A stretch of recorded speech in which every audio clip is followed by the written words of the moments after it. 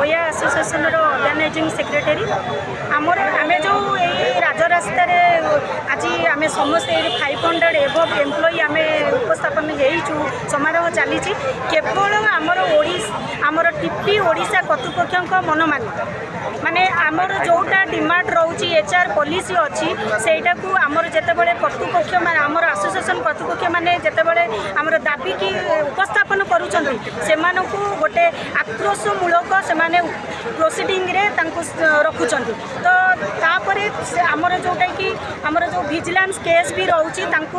माने सेसु employ मानकु intentionally सेमाने vigilance case रे सेमानकु फसई की रखुछंती जोटा कि डरई की रखुछंती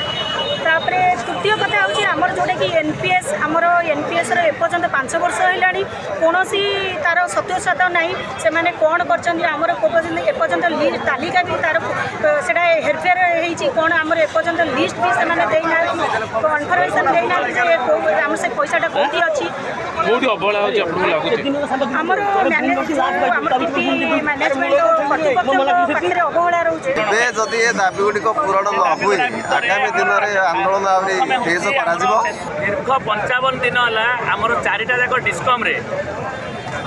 सारा ओडिशा रे आमे प्रतीकात्मक प्रतिवाद करी आसु ब्लैक बेज बांधी आ कैंडल लाइट जलाए